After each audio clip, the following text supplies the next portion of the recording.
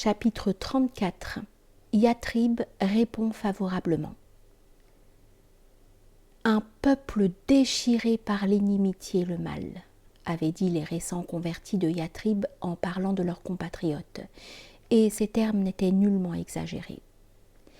La bataille de Bouat, la quatrième et la plus féroce de la guerre civile, n'avait nullement été décisive. Elle n'avait pas non plus été suivie d'une paix digne de ce nom, mais d'un simple accord mettant temporairement fin au combat. Avec l'état d'animosité chronique qui se prolongeait dangereusement et qui s'accompagnait de la multiplication d'épisodes violents, un grand nombre d'hommes parmi les plus modérés des deux camps s'étaient ralliés à l'idée qu'il leur faudrait un chef reconnu par tous et capable de les unir, comme Qusay avait uni les Quraysh. Telle était la seule solution qui leur paraissait possible, et beaucoup considéraient que Abdallah ibn Ubay, l'un des notables de l'Oasis, pourrait être leur roi. Il n'avait pas combattu les Haus au cours du récent conflit, mais avait retiré ses hommes la veille de la bataille. Il n'en faisait pas moins partie des Khazraj et il paraissait peu probable que les Haus puissent accepter un roi qui ne serait pas de leur clan. Les 6 Khazrajites transmirent le message de l'islam à tous ceux de leur peuple qui voulurent bien les écouter. Et l'été suivant, c'est-à-dire en 621 de l'ère chrétienne, 5 d'entre eux refirent le pèlerinage en emmenant avec eux 7 autres convertis, dont 2 appartenaient à la tribu des Haus. À Aqaba, ces 12 hommes firent serment d'allégeance au prophète, scellant un pacte qui est connu sous le nom de premier Aqaba. L'un d'entre eux a fait le récit suivant. Nous prêtâmes serment d'allégeance à l'envoyé de Dieu la nuit du premier Aqaba, nous engageant à ne rien associer à Dieu, à ne pas voler, à ne pas commettre la fornication, à ne pas tuer notre descendance, et à ne pas proférer de calomnie, à ne pas lui désobéir en tout ce qui est juste. Le prophète nous dit alors, si vous honorez cet engagement, le paradis vous est acquis.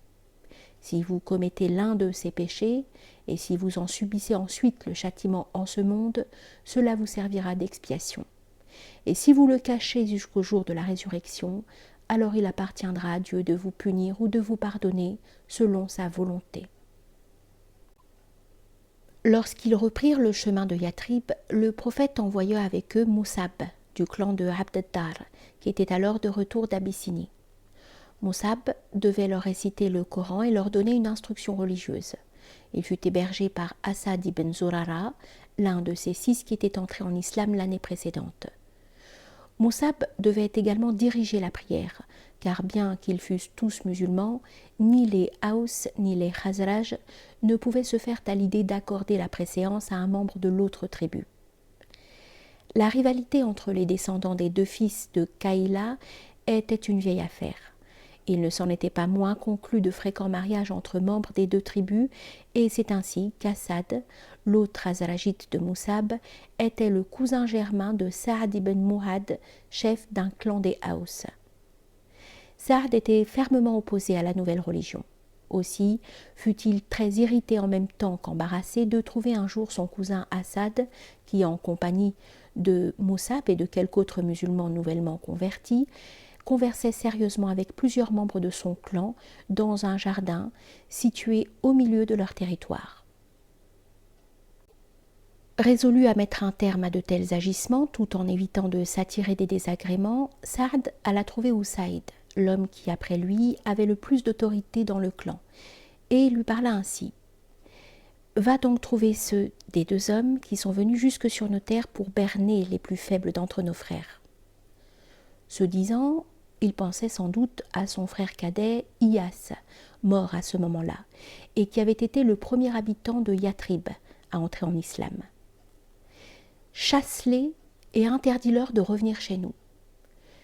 Si Assad n'était pas mon parent, je t'aurais épargné cette peine, mais il est le neveu de ma mère et je ne peux rien contre lui. » Usayd prit sa lance et se rendit vers le groupe.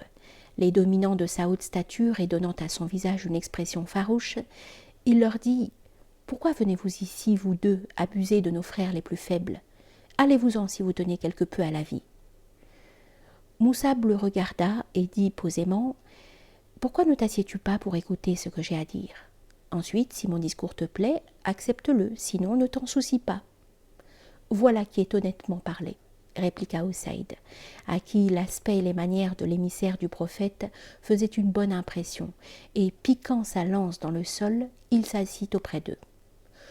Moussab lui parla de l'islam et lui récita le Coran. L'expression d'Usaïd changea, à tel point que ceux qui étaient présents pouvaient voir l'islam sur son visage, d'après la lumière qui l'éclairait et la sérénité qui l'adoucissait.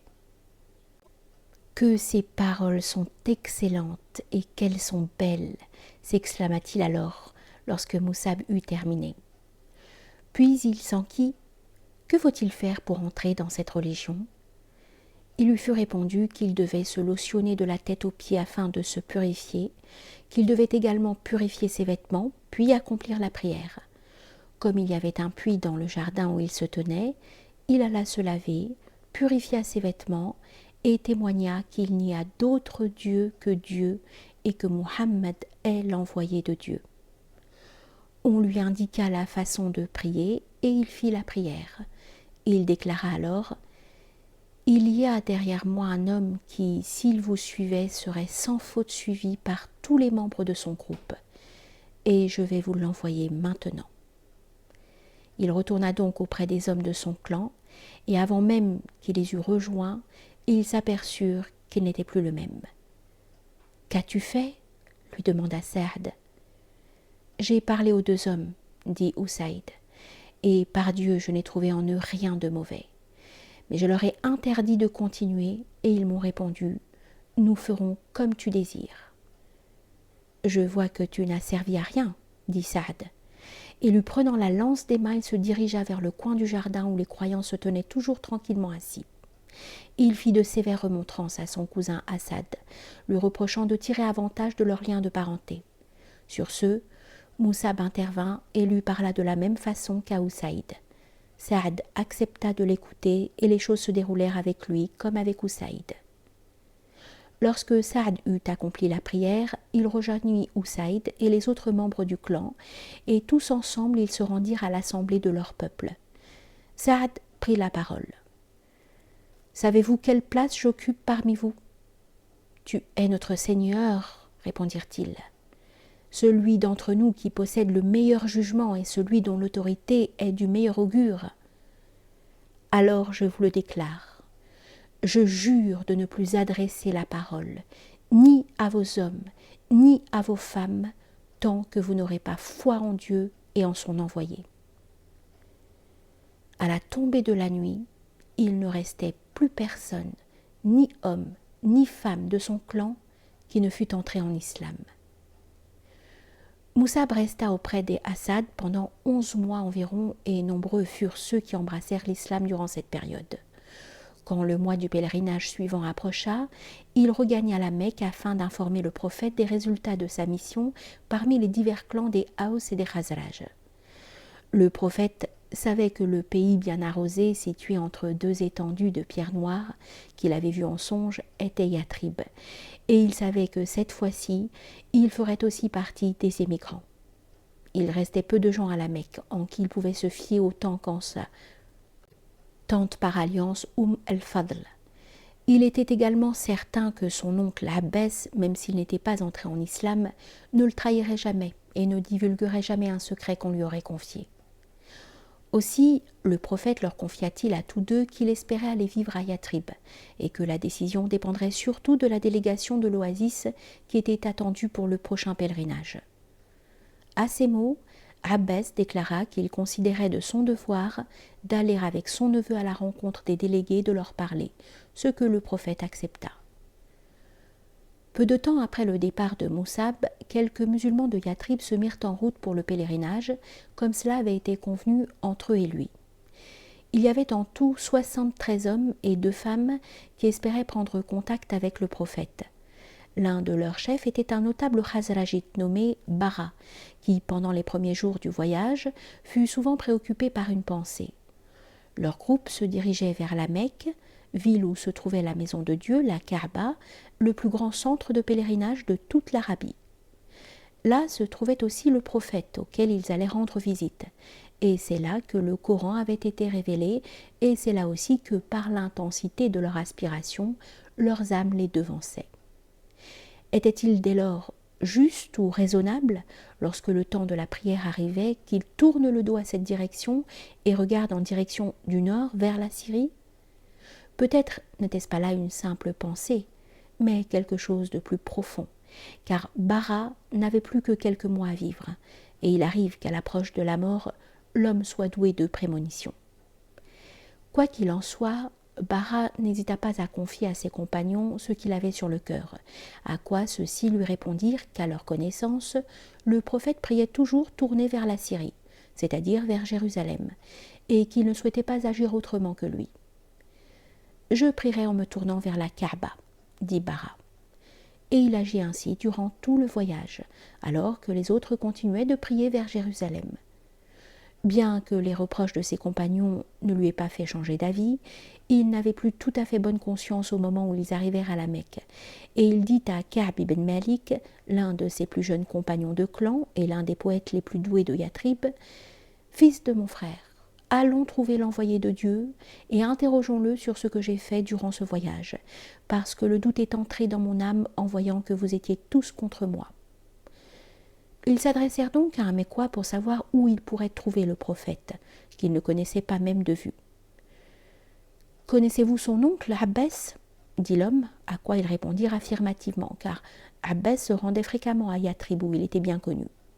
« Lorsque vous entrerez dans la mosquée, ajouta leur interlocuteur, vous trouverez votre homme assis à côté de Abbas. » C'est ainsi qu'ils arrivèrent jusqu'au prophète, qui, en réponse à la question posée par Bara, répondit en ces termes. « Tu avais une direction, si seulement tu y étais tenu. » Bara se remit à prier en direction de Jérusalem pour se conformer à ce que faisait le prophète, encore que la réponse qu'il avait reçue ait pu s'interpréter de différentes façons. Leur voyage vers la Mecque s'était accompli avec une caravane dans laquelle ils se trouvaient mêlés aux pèlerins polythéistes de Yathrib, et l'un de ceux-ci était entré en islam dans la vallée de Mina. Il s'agissait d'un éminent Khazrajite, Abu Jabir Abdallah ibn Amr, chef des Bani Salima, qui possédait une grande influence. Il était convenu qu'il rencontrerait le prophète en secret, comme cela s'était produit la première fois à Aqaba, au cours de la seconde nuit qui suivrait immédiatement le pèlerinage. Selon le récit qu'en a fait l'un d'entre eux, l'entrevue s'est déroulée ainsi. Cette nuit-là, nous dormions dans la caravane avec les gens de notre clan.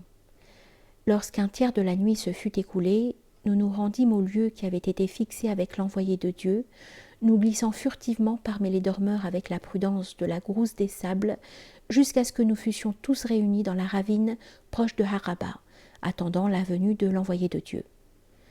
Celui-ci arriva en compagnie de son oncle Abbas, qui, bien que pratiquement encore à ce moment la religion de son peuple, voulait néanmoins assister au traité qu'allait conclure son neveu, afin de s'assurer qu'on ne lui ferait que des promesses dignes de foi.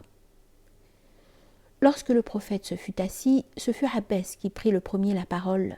« Peuple de Khazraj », c'est ainsi que les Arabes avaient coutume de s'adresser à la collectivité des Khazraj et des Haus. Vous savez en quelle estime nous tenons Mohammed, et nous l'avons protégé contre les siens de telle sorte qu'il est honoré dans son clan et en sécurité dans son pays. Cependant, il a décidé de se tourner vers vous et de se joindre à vous. Si donc vous pensez que vous tiendrez les promesses que vous lui faites et que vous le protégerez contre tout ce qui s'opposera à lui, que vous repose sur vous la charge que vous aurez assumée. Mais si vous pensez que vous pourriez le trahir et l'abandonner une fois qu'il sera venu à vous, c'est maintenant que vous devez le laisser. » « Nous avons bien entendu ce que tu as dit, » répondirent-ils, « mais c'est à toi de parler, envoyé de Dieu, et de choisir ce que tu veux pour toi-même et pour ton Seigneur. » Après avoir récité quelques versets du Coran et après avoir lancé un appel à se tourner vers Dieu et vers l'islam, le prophète déclara: « Je conclus ce pacte avec vous à condition que le serment d'allégeance que vous me prêtez vous engage à me protéger tout comme vous protégez vos femmes et vos enfants. » Bara se leva et, prenant la main du prophète, lui dit « Par celui qui t'a envoyé avec la vérité, nous te protégerons comme nous les protégeons. Accepte donc notre serment d'allégeance, ô envoyé de Dieu, car nous sommes des guerriers en possession d'armes qui ont été transmises de père en fils. » Un homme des Haus lui coupa alors la parole. « Envoyé de Dieu, il existe des liens entre nous et d'autres hommes. » Il voulait dire les Juifs. « Et ces liens, nous acceptons de les trancher. Mais si nous agissons ainsi, et si Dieu te donne ensuite la victoire, n'y a-t-il pas un risque que tu retournes auprès de ton peuple et que tu nous abandonnes ?» Le prophète sourit et répondit « Que non, je suis vôtre et vous êtes mien. Celui que vous combattez, je le combats. Celui avec qui vous êtes en paix, avec lui je serai en paix. » Puis il ajouta « Amenez-moi 12 de vos hommes pour qu'ils soient des chefs et qu'ils puissent veiller aux affaires de leur peuple. » Ils lui amenèrent donc 12 notables, 9 de la tribu des Khazraj et 3 de celle des Haus, puisque 62 hommes appartenaient aux Khazraj, de même que les 2 femmes, tandis que 11 seulement venaient des Haus. Parmi les 9 chefs des Khazraj figuraient Assad et Bara, et parmi les 3 chefs des Haus figurait Usaïd, que Saïd ibn Mu'ad avait envoyé pour le représenter. Au moment où tous les assistants étaient sur le point de prêter serment un par un au prophète, un Khazrajite, l'un des 12 qui avaient prêté serment l'année précédente, leur fit signe d'attendre et s'adressa à eux en ces termes. « Hommes de Khazraj, savez-vous ce que signifie le fait de prêter serment d'allégeance à cet homme ?»« Nous le savons, répondirent-ils. » Mais il fit mine de ne pas entendre et poursuivit. « Vous vous engagez à mener le combat contre tous les hommes, les rouges et les noirs. Si donc vous pensez que vous pourriez l'abandonner lorsque vous souffrirez d'être dépouillé de vos biens et lorsque certains de vos nobles seront tués, abandonnez-le maintenant, car si vous deviez l'abandonner par la suite, vous seriez couvert de honte dans ce monde et dans l'autre. Mais si vous pensez tenir votre engagement, alors prenez-le, car en lui se trouve par Dieu le meilleur de ce monde et de l'autre. » Ils dirent « Même si nos possessions devaient être perdues et si nos nobles devaient périr, nous prêtons serment. Et quelle sera notre part, envoyé de Dieu, si nous tenons notre engagement vis-à-vis de toi ? Le paradis, répondit-il. Tends donc ta main. Et il tendit la main, après quoi ils prêtèrent serment. Satan les observait et les écoutait du haut de Aqaba. Lorsqu'il ne put se contenir plus longtemps, il cria de toutes ses forces le nom de Mudhammam, qui signifie le réprouvé. Le prophète savait bien qui avait crié ainsi. Il lui adressa en réponse ces paroles. « Ennemi de Dieu, je ne t'accorderai aucun répit. »